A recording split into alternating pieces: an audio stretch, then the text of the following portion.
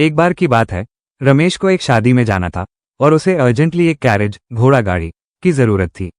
वो पहुंचा अपने पुराने जानकार सुरेश के पास, जो गाड़ियां किराए पर देता था। सुरेश बोला, बिल्कुल भाई, 1500 रुपये में मेरी सबसे बढ़िया कैरेज ले जाओ। रमेश ने पैसे दिए और खुशी खुशी चल पड़ा। लेकिन कुछ ही दूर जाने के बाद कैरेज का एक्सल टूट गया और रमेश जमीन पर गिरकर बुरी तरह से चोटिल हो गया। रमेश ने गुस्से में आकर बोला, सुरेश, तूने तो बोला था सब सही है, अब देख मेरी हालत। सुरेश बोला, भाई, मुझे तो खुद नहीं पता था कि उसमें डिफेक्ट है, मैं क्यों कॉम्पनसेशन दूं? अब असली सवाल आया, कानून क्या कहता है?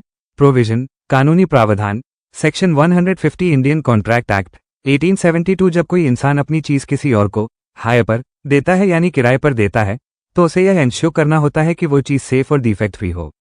अगर उस चीज में कोई छुपा हुआ डिफेक्ट होता है और वो व्यक्ति जिससे आपने किराए पर ली है चाहे उस डिफेक्ट से अनजान हो, फिर भी वो जिम्मेदार होता है अगर उस डिफेक्ट की वजह से नुकसान हो।